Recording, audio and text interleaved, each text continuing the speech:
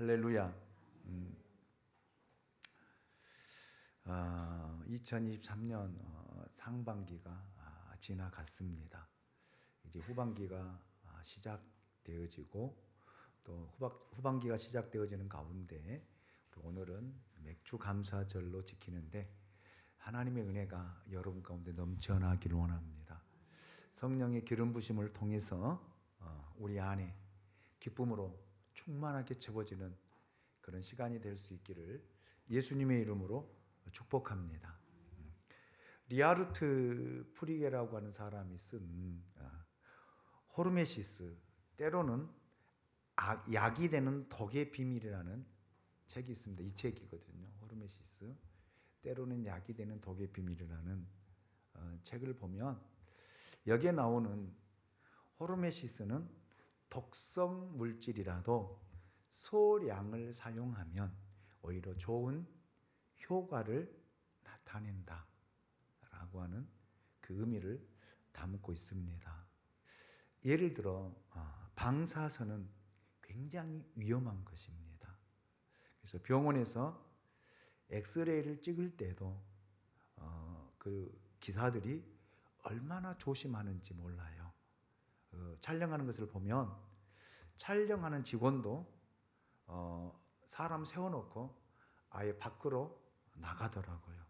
밖에서 차단된 곳에서 단추를 눌러 방사선에 노출되지 않도록 굉장히 조심하는 그 모습들을 우리는 보게 됩니다. 이처럼 위험한 것이 여러분 방사선이에요. 그런데 아이러니하게도 여러분 암에 걸린 환자를 보면은 방사선 치료를 하거든요. 그것도 4주, 5주, 8주, 12주 그 방사선을 쪼입니다. 왜 이렇게 위험한 일을 해야 할까요? 바로 호르메시스 효과 때문입니다. 우리가 예방주사도 같은 원리입니다. 우리는 해마다 겨울에 독감 예방주사를 맞습니다. 사실 독감 예방주사는 우리 몸 안에 독감균을 넣는 거거든요. 왜 이런 위험한 일을 하는 것일까요? 바로 호르메시스라고 하는 효과 때문에 그렇다라는 것입니다. 비슷한 개념으로 외상후 성장이라는 혹시 말을 들어본 적이 있습니까? 외상후 성장. 아마 외상후 스트레스 장애 혹은 트라우마라는 말은 많이 들어보셨을 것입니다. 즉 외상후 성장이라는 용어는 아마 여러분들도 생소하고 저도 생소한 단어였습니다. 외상후 스트레스 장애는 과거 경험했던 끔찍한 사건에 대한 기억으로 심리적으로 불안해하거나 두려워하는 것, 정상적인 생활이 어려워지는 현상을 이렇게 의사들은 표기하고 사용하더라고요. 이처럼 과거에 받은 상처가 많은 부작용을 가져옵니다. 하지만 여러분, 우리가 기억해야 될 것은 우리가 받은 과거의 상처가 꼭 부정적인 면만 있는 것이 아니다라는 말입니다. 그래서 의사들이 의학 용어로 외상후 성장이라는 용어를 쓰고 있는 것을 보았습니다. 외상후 성장은 과거에 받았던 끔찍한 아픔과 상처를 극복해가는 과정에서 오히려 예전보다 더 단단해지고 담대해지는 현상을 이야기할 때 외상후 성장이라고 하는 용어를 쓰는 것을 보았습니다. 소설가 백용옥 씨는 그가 쓴 칼럼에서 이런 내용을 소개하고 있더라고요. 제가 읽어드릴게요. 호르메시스를 잘 파악하면 스트레스가 무조건 나쁘다는 해석을 경계하게 될 것이다. 약간의 소음, 공복, 허기, 독성, 비판 등은 우리를 이롭게 한다. 더 나아가면 스트레스의 근원을 제거하는 것이 명백히 해로운 결과를 초래할 수도 있는 것이다.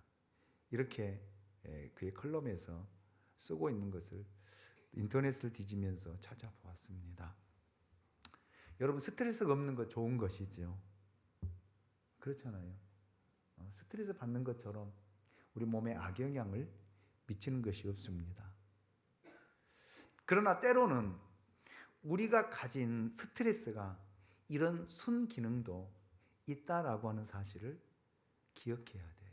오히려 스트레스가 우리를 더 단단하게, 더 강하게, 더 담대하게, 또 이 스트레스가 다음에 그 스트레스 오면은 극복해 가는 그런 모습들을 우리가 우리 일상생활에서 경험하게 되고 보게 되어집니다.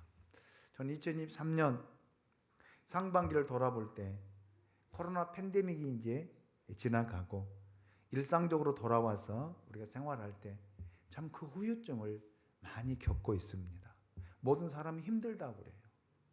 다 어렵다라고 이야기합니다. 힘들고 어려운 상황 사실입니다. 그런데 여러분 잘 버티셨어요. 잘 견디셨습니다. 그리고 여러분 이기셨어요. 그래서 저는 이 말씀을 통해서 여러분 수고하셨습니다. 수고하셨어요. 저는 이런 차원에서 오히려 코로나 팬데믹이 우리를 더 강하게, 우리를 더 단단하게 만들지 않았나라고 생각하면서 오늘 맥주 감사절을 통해서 우리의 감사의 지경이 우리의 힘들고 어려운 환경을 뛰어넘어 그 안에서 감사가 있는 저와 여러분이 될 수 있기를 원합니다. 우리의 감사의 지경이 좀 넓어졌으면 좋겠습니다. 우리는 평안한 것에 감사하고 건강 주신 것에 감사하고 직장 생활을 잘 하게 해주신 것에 감사하고 만남의 축복에 대해서 감사하는 것 당연한 거예요. 이런 감사도 당연히 드려야 되지만 그렇지 않은 경우에도 저는 감사를 할 수 있었으면 좋겠습니다. 하나님이 우리를 위해 주신 선물 같은 어려움이나 고난도 많으니까 우리가 영적인 눈을 들어서 여러분 이것을 보게 되면 하나님의 뜻하신 바, 하나님의 계획하신 바, 왜 하나님이 나에게 이런 고난을, 어려움을 허용하셨을까? 그 뜻이 무엇일까? 그 뜻 안에서 여러분 감사가 있고 감사를 회복하고 그 감사를 드리는 은혜가 있으시기를 주님의 이름으로 축원합니다. 그래서 저는 맥주 감사절 날 요나서 2장을 그래서 보게 되었습니다. 요나서 2장에서는 일생에서 가장 절망적인 상태에 처한 요나의 모습을 이야기하고 있습니다. 요나는 하나님께 불순종했다가 여러분 하나님의 말씀에 불순종했다가 거대한 풍랑을 만나게 됩니다. 그가 탄 배에서 아까운 물건들이 모든 물건들이 바다에 던져지고 이제는 주변 사람들에 의해서 요나가 바다에 던져지는 그 상황을 맞게 되어지죠. 그리고 물고기 뱃속에 들어가는 1년의 과정을 겪게 됩니다. 요나에게 얼마나 절망적인 사건이었는지 요나 2장 2절에서 요나는 이렇게 고백하고 있습니다. 우리 같이 한번 읽어볼까요? 2장 2절 같이 읽습니다. 시작. 이르되 내가 받는 고난으로 말미암아 여호와께 불러 아뢰었더니 주께서 내게 대답하셨고 내가 스올의 뱃속에서 부르짖었더니 주께서 내 음성을 들으셨나이다. 아멘. 여러분 스올의 뱃속이 어디일까요? 스올의 뱃속. 유대인들에게는 스올은 죽은 사람들이 가는 초소, 죽은 영들의 거처 또는 무덤이라고 하는 그런 의미를 가지고 있습니다. 그러니까 요나가 지금 스올의 뱃속에 빠졌다라고 하는 것은 요나에게 있어서 가장 절망적인 상태, 죽음의 상태와 같은 처참한 자기를 표현한 단어입니다. 그만큼 희망이라고는 눈 씻고 찾아볼 수 없는 절망적인 상황이었습니다. 그러나 실상 여러분, 이 끔찍한 수울의 뱃속과 같은 고통스러운 상황이 여러분 요나를 더 단단하게, 요나를 더 강하게, 요나를 믿음으로 성장시켰고 요나의 타락과 변질을 막는 하나님의 축복이었다라는 사실입니다. 그렇다면 수울의 뱃속이 어떻게 여러분 가장 절망적이고 죽음 상태에서 요나에게 축복의 도구가 되었을까? 그 이유가 무엇일까를 찾아보고 함께 은혜를 나누고자 합니다. 첫 번째, 수울의 뱃속이 요나로 하여금 하나님을 진지하게 찾게 하는 도구가 되었기 때문에 요나에게 축복이었습니다. 요나 1장 1절을 보면 여호와의 말씀이 아미떼의 아들 요나에게 임하니라. 하나님의 말씀이 요나에게 임했다라고 성경은 요나서를 열어가고 있습니다. 저는 이 요나가 너무 부럽습니다. 하나님의 말씀을 받는 것처럼 부러운 일이 어디 있겠습니까?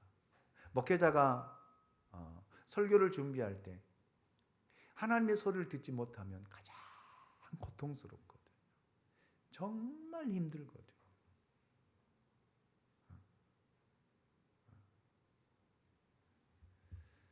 하나님의 음성이 들려지고 하나님의 말씀이 내게 주어지면 설교하기는 편해요. 그 말씀을 풀어서 그 말씀을 이렇게 설교를 원고를 써가면 그리 어렵지는 않아요. 그런데 말씀이 주어지지 않고 본문이 정해지지 않으면 계속 그 말씀 가지고 씨름을 해야 됩니다. 걸어 다닐 때도, 잠을 잘 때도, 일을 할 때도. 여러분 신방을 준비할 때도 저는 마찬가지입니다. 성경 읽다가 그냥 이 말씀 이 가정에 이 회사에 주어야 되겠다라고 표시한 것이 아니라 신방이 요청 들어오면 저는 그때부터는 말씀을 붙들고 주의 음성을 듣고 말씀을 주기 위해서 몸부림을 칩니다. 때로는 신방 날짜가 잡히면 바로 하나님의 말씀을 주셔서 준비하는 경우도 있는데 신방 날짜가 다 다가왔는데 말씀이 받아지지 않을 때는요 정말 피가 말리고 고통스러운 것이 없습니다. 그런데 여러분 여호와의 말씀이 아미떼의 아들 요나에게 임하니라. 얼마나 축복받은 사람입니까? 그리고 2절에서는 당시 최고 강대국이었던 아수르 제국의 수도를 향한 하나님의 꿈을, 하나님의 비전을, 하나님의 심판을 요나를 통해 실현시키겠다라고 하는 하나님의 말씀이 요나를 통해서 주어졌다라고 하는 사실입니다. 하나님의 꿈, 요나를 통해 이루겠다라고 하는 가슴 벅찬 그런 말씀이 아니었을까요? 그럼에도 불구하고 요나는 이 놀라운 하나님의 말씀을 자기 생각의 기준으로 바꾸어 버렸어요. 즉 하나님의 말씀을 자기 생각과 플러스했다라는 말이에요. 우리가 11조 기도회 때 어제도 제가 사무엘상 15장을 보면서 하나님의 말씀을 여호와의 말씀을 들으라 라고는 주제를 가지고 11조 기도의 말씀을 보았습니다. 그럼 제가 설교하면서 그랬거든요. 하나님 말씀에 자기 생각 더하지 마라. 생각 더하지 마라. 우리는 하나님 말씀에다 우리 생각을 얼마나 많이 더한지 몰라요. 하나님의 말씀을 순수하게, 하나님 말씀을 단순하게 그 말씀대로 듣자라고 어제 저녁에 말씀을 전했거든요. 여러분, 그런데 요나를 보십시오. 하나님의 말씀에다 자기 생각을 더하니까 여러분 어떤 반응을 보인지 요나 1장 3절 상반절을 여러분 제가 읽어드리겠습니다. 그러나 요나가 여호와의 얼굴을 피하려고 일어나 다시스로 도망하려 하여 욥바로 내려갔다. 하나님은 분명히 요나에게 말씀을 주실 때 어디로 가라고 그랬어요? 니느웨로 가라고 그랬거든요. 그런데 거기다 자기 생각을 더해가지고 여러분 타시스로 도망하려고 엿바로 내려갔다라는 말씀입니다. 즉 요나는 하나님의 말씀을 건성으로 듣고 피했다라는 말입니다. 그런데 웃기는 것은 이렇게 하나님의 말씀을 건성으로 듣던 요나가 여러분 배를 타고 가면서 그 배에 함께 타고 간 사람들이 요나에게 이렇게 질문하면 당신은 누구냐? 라고 물었을 때 요나가 대답하는 말을 들어보십시오. 요나 1장 9절입니다. 같이 봅니다. 시작. 그가 대답하되 나는 히브리 사람이요 바다와 육지를 지으신 하늘의 하나님 여호와를 경외하는 자로다 하고. 여기 요나는 스스로를 하나님을 경외하는 자라고 자기를 이야기하고 표현하고 있습니다. 이것이 여러분 하나님을 경외하는 사람의 태도라고 할 수 있습니까? 교회 다니는 사람 중에도 요나와 같은 사람들이 얼마나 많은지 몰라요. 자신을 그리스도인이라고, 자기를 교회 다닌 사람, 하나님을 예배하는 사람, 그리고 자기를 목사라고, 그리고 자기를 장로라고, 그리고 자기를 권사라고, 그리고 자기를 집사라고 이야기하는 사람들이 많이 있습니다. 하나님을 믿는다라고 말은 하지만 하나님의 말씀에 귀를 전혀 기울이지 않는 그런 사람들이 많다라는 말입니다. 사춘기 아이들처럼 하나님의 말씀을 건성으로 듣습니다. 그냥 듣고 흘러버리는 거예요. 그러니 여러분 마음에 하나님의 말씀이 남아 있겠습니까? 삶 속에 그 말씀이 여러분 나타나겠습니까? 여러분 우리가 하나님의 말씀을 들을 때, 설교를 들을 때 여러분 어떤 마음으로, 어떤 자세로 이 하나님의 말씀을 듣습니까? 제가 오늘 중고등부 설교하면서 그랬거든요. 마귀는 하나님의 말씀을 듣지 못하도록 방해한다. 하나님의 말씀이 우리 안에 들어오지 못하도록 여러 가지 복잡한 생각들을 여러분 마음에 미혹한다라는 말이에요. 그래서 말씀이 들어오지 않아요. 그래서 말씀이 건성으로 듣습니다. 그러니까 듣지 않다가 어떤 말씀이 내게 들어오면 그 말씀이 상처가 되는 거예요. 전후 맥락 후를 다 들어보지 않고 그것만 듣고 상처받았다, 힘든다, 시험받았다라고 이야기를 합니다. 어느 여러분 하나님이 여러분에게 시험을 주기 위해서 말씀을 전하도록 하겠습니까? 어느 목사가 성도를 시험 들게 하고 성도들에게 상처를 주기 위해서 하나님의 말씀을 준비하고 하나님 말씀을 전하는 목사가 어디? 그건 가짜입니다. 저는 가짜라고 생각해요. 그런데 우리는 건성으로 듣다가 그것에 필이 꽂히면 그것만 뽑아가지고 이야기를 하거든요. 그래서 시험 받았다는 거예요. 상처 받았다는 거예요. 요나가 그랬다라는 말입니다. 요나도 이런 불의의 사람이었습니다. 그런데 이런 요나의 태도가 수월의 뱃속을 경험하면서 완전히 달라졌어요. 우리 요나가 달라졌어요. 저를 쫓았습니다. 요나가. 다시 한번 요나가. 왜 안 따라서요? 제발 좀 순종 좀 하세요. 설교할 때 목사님 따라하라면은요 하기 싫어도 따라서 해야 돼요. 다시 한번요. 요나가. 끝까지 안 하신 분들은 하지 마세요. 안 해도 괜찮아요. 달라졌습니다. 자, 요나서 2장 1절로 4절 말씀입니다. 읽었지만 제가 읽어드릴게요. 요나가 물고기 뱃속에서 그의 하나님 여호와께 기도하여 이르되 내가 받는 고난으로 말미암아 여호와께 불러 아뢰었더니 주께서 내게 대답하셨고 내가 수월의 뱃속에서 부르짖었더니 주께서 내 음성을 들으셨나이다. 주께서 나를 깊음 속 바다 가운데에 던지셨으므로 큰 물이 나를 둘렀고 주의 파도와 큰 물결이 다 내 위에 넘쳤나이다. 내가 말하기를 내가 주의 목전에서 쫓겨났을지라도 다시 주의 성전을 바라보겠다 하였나이다. 여기 주의 성전은 하나님 임재해 계시는 곳을 상징적으로 표현한 것입니다. 지금까지 요나는 하나님의 말씀을 건성으로 들었고 하나님의 말씀을 무시했고 자기 생각을 더해서 반대의 길로 갔습니다. 이거 요나예요. 그런데 요나의 태도가 달라졌습니다. 어떻게 해요? 이제는 하나님을 의지하겠다는 거예요. 하나님을 의뢰하겠다는 거예요. 하나님의 임재에 계신 곳을 바라보겠다라고 요나가 어디에서요? 스올의 뱃속에서 고백하고 있습니다. 그러면서 여러분 보십시오. 내가 주의 목전에서 쫓겨났을지라도 다시 주의 성전을 바라보겠다.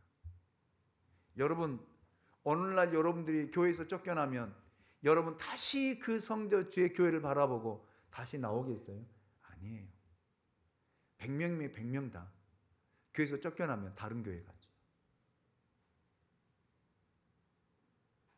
그런데 여러분, 수월의 뱃속에 들어가니까, 죽음의 그 절망적인 상태에 들어가니까 여러분 거기서 요나가 깨달은 것이 자기 생각, 자기 사고, 자기 삶의 방법대로 살아왔던 것을 회개하고 이제는 하나님을 의지하겠다는 것입니다. 하나님을 의뢰하겠다는 것입니다. 주의 성전을 바라보겠다라고 요나가 고백하고 있습니다. 이렇게 달라졌다라는 말입니다.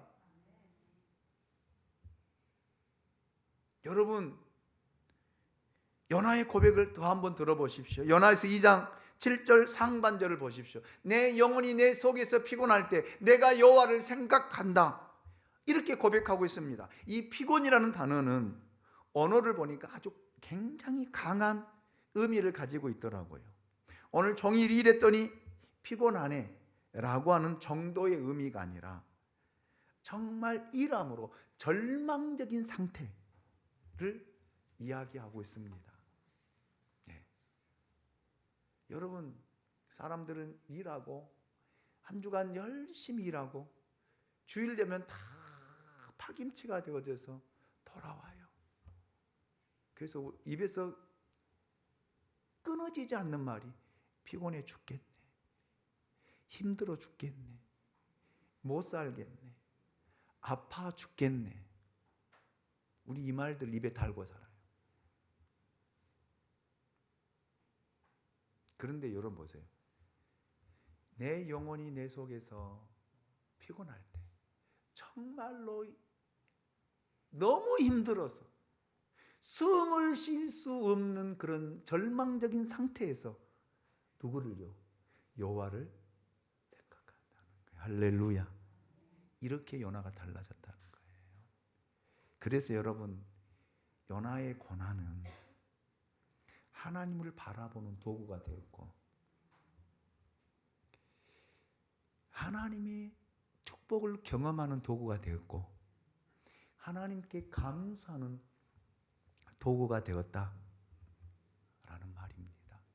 2023년 상반기 여러분 참 힘들게 어려움 가운데 잘 버티셨다라고 제가 이야기했는데 2023년 상반기가 여러분이 어려웠다라면 힘들었다라면 이 힘들고 어려움이 여러분을 하나님을 찾는 그런 도구가 되었다라고 하는 사실을 기억하고 그 고난 속에서 감사를 찾는 저와 여러분이 될 수 있기를 주님의 이름으로 축원합니다.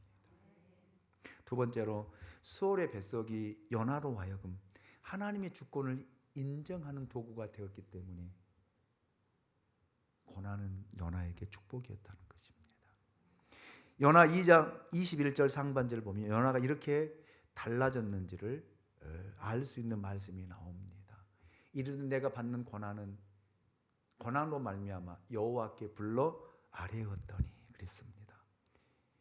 요나는 자신이 받는 이 고난이 하나님께 부르짖는 기회가 되었다는 거예요. 요나는 선지자입니다. 하나님 말씀 받아 전하는 선지자예요. 그런데 여러분 보십시오. 요나에게 힘들고 어려운 상황이 주어지니까 도피하고 싶었고 도망가고 싶었고 피하고 싶었거든요. 하나님께 기도하지 않고 도망갔습니다. 사람들이 그래요. 여러분, 사람들이 어려운 일을 닥치면 하나님 앞에 무릎을 꿇고 기도할 것 같습니까? 피하고 싶거든요. 도망가고 싶고 기도 안 해요. 하나님 점점 더 어려움 속으로 몰아넣거든요. 그러면 기도하느냐 안 해요. 그래도 도망가고 싶거든요. 그런데 여러분 보세요. 죽음의 절망의 상태에 이르니까 어떻게 해요? 하나님 앞에 부르짖었다라는 말입니다. 그 고난이 연하로 하여금 하나님 앞에 부르짖게 하는 도구가 되었다라는 말입니다. 도망가는 도피처가 아니라 고난이 연하로 하여금 하나님 앞에 기도하게 하는 무릎을 꿇게 하는 하나님께 부르짖게 하는 도구가 되었다라고 하는 사실입니다. 할렐루야. 3절을 보면 한 걸음 더 나아갑니다. 주께서 나를 깊은 속 바다 가운데 던지셨소. 누가 던졌다는 거예요? 하나님이 요나를 깊은 바다 가운데 던지셨다.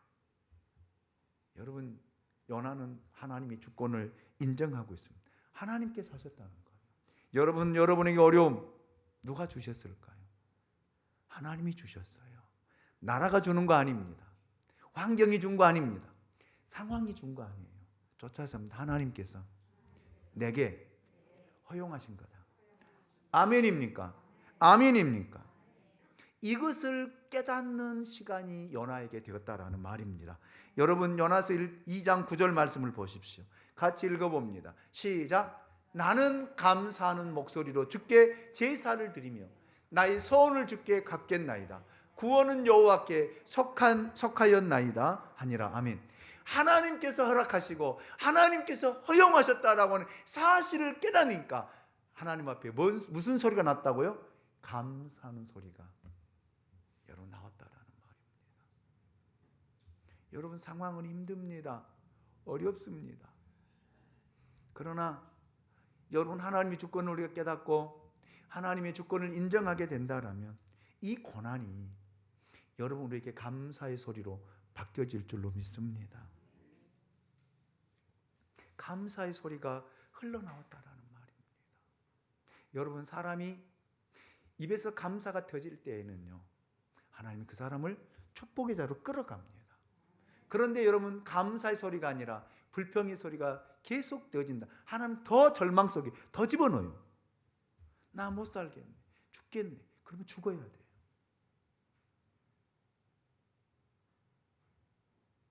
쫓아서 합니다. 하나님의 은혜로 살겠네. 아멘. 여러분의 입술을 통해서 감사의 소리가 터져 나온다라면 여러분은 하나님의 주권을 인정하고 받아들이며 그 상황을 극복해 갈 수 있는 힘과 능력이 생길 줄로 믿습니다. 그런 은혜가 2023년 후반기에 여러분 안에 일어나시기를 주님의 이름으로 축원합니다. 마지막 세 번째로 말씀을 짧게 드리고 마치겠습니다. 소울의 뱃속이 요나로 하여금 원래의 자리로 돌아가게 하는 도구가 되었기 때문에 요나에게는 축복이었습니다. 여러분, 고난이 이런 효과를 가져다주는 경우들이 굉장히 성경에 보면 많이 있습니다. 누가복음 15장 탕자의 비유에서도 보면 둘째 아들도 마찬가지입니다. 그 못된 놈, 둘째 아들, 아버지의 재산을 가져다가 허랑방탕하게 다 쓰고 빈털터리가 되어서 그가 결국 가는 곳이 어디였어요? 마지막 간 곳이 어디였어요? 돼지 우리예요, 우리. 돼지 열매가 아니라 우리라니까. 돼지 우리 속에 들어갔어요. 돼지들과 함께 살았어요. 돼지가 먹는 쥐염 열매를 먹었습니다. 이걸 경험했어요.